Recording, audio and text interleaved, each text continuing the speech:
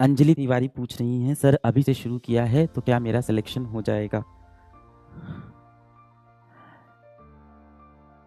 अब अंजलि तिवारी मुझसे ये पूछ रही हैं कि अभी से शुरू किया है तो क्या सिलेक्शन हो जाएगा? बेटा मैं कोई ज्योतिषी तो हूँ नहीं जो ये बात कह पाऊँ। ये बात आप खुद ही डिसाइड करो क्या आपका सिलेक्शन हो पाएगा कि नहीं। क्या आपके जीवन में इस सिलेक्शन से ज़्यादा इम्पॉर्टेंट महत्वपूर्ण कोई और चीज़ है इस समय? यदि जितना इम्पॉर्टेंट आपके लिए इस समय सांस लेना है, आप समझो बात को, यदि अभी मेरी सांस बंद हो जाए, इस कमरे में ऑक्सीजन ना आए, मुझे कैसा महसूस होगा? घुटन महसूस होगी। जब आप पढ़ाई नहीं कर पाते हो, जिस वक्त आप पढ़ाई नहीं कर रहे हो और कुछ और कर रहे हो, क्या आपको वो घुटन महसूस हो रही है?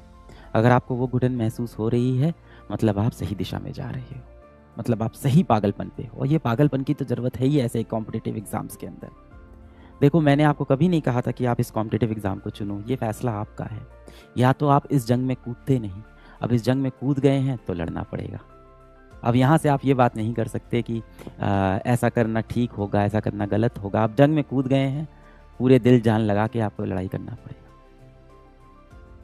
अगर आपके जीवन में कोई और चीज़ इससे ज़्यादा महत्वपूर्ण है तो उसको आप छोड़ दो। कोई भी चीज़ इससे ज़्यादा महत्वपूर्ण है, कुछ भी। मैंने देखा है 90% समय जो बच्चे होते हैं वो मेहनती होते हैं, वो सही दिल के होते हैं, सही दिमाग के होते हैं। देखो इस दुनिया में जो भी बच्चा कलम उठा चुका है, बैच ज्वाइन कर चुका है, कंपटीशन में आने का फैसला ले चुका है, वो हर बच्चा यही चाहता है कि मैं सफल हो जाऊं। क्या ऐसा कोई बच्चा आपको मिलेगा जिससे मैं पूछूं कि क्या तुम पढ़ना नहीं चाहते हो? कोई ऐसा बच्चा कहेगा मैं नहीं चाहता हूँ? नहीं। क्या इस बैच में एक भी बच्चा ऐसा होगा जिससे मैं बोलूँ तुम अपना कंपटीशन नहीं निकालना चाहते हो? कोई नहीं। हर बच्चा बोलेगा कि सर मैं मेहनत करना चाहता हूँ, मैं कंपटीशन निकालना चाहता हूँ, मैं सफलता चाहता हूँ। तो इंटेंट में किसी की कमी नहीं है, हर इंसान का इंटेंट है मुझे निकालना। आप हमारे देश का युवा हो, हमारे देश का भविष्य हो, बस वही चीज़ है कि आपको सही चीज़ों की तरफ अपने दिमाग को लगाना है। और अभी आपके जीवन में एक ही मंजिल है और वो क्या है? हाँ, नीट की परीक्षा, जिसके लिए आपने खुद से वादा किया था। जो बीता हुआ कल है, जो बीता हुआ अतीत है, इस अतीत के बोझ को अपने दिल से उतार दो कि पिछले साल नीट नहीं निकला था। इस अतीत के बोझ को अपने दिल से उतार दो कि पिछले 1 महीने मैंने सही से पढ़ाई नहीं की है। आगे आने वाला समय बहुत उज्ज्वल, बहुत अच्छा होने वाला है।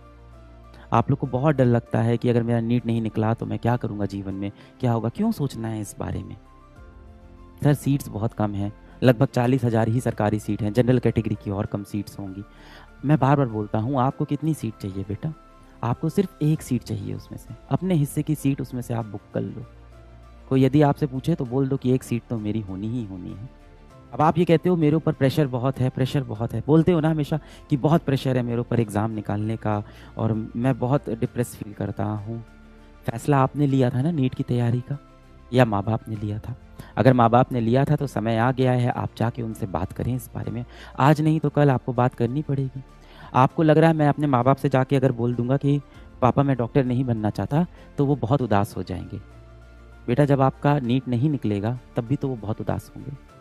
तो उससे बेहतर है उनको अपने दिल की बात जाके आज बता दो। जो आपको लग रहा है कि उनके और आपके बीच में एक बहुत बड़ा मतभेद होने वाला है, तो वो आज नहीं तो कल होगा ही ना। और हम लोग सोचते हैं ना कि इस बला को जब तक टाल सकें तब तक टाल दें, इससे आपका भविष्य तो अच्छा नहीं होगा। तो जितना भी कष्ट है जीवन में आज ले लो, आज जाके बोल दो।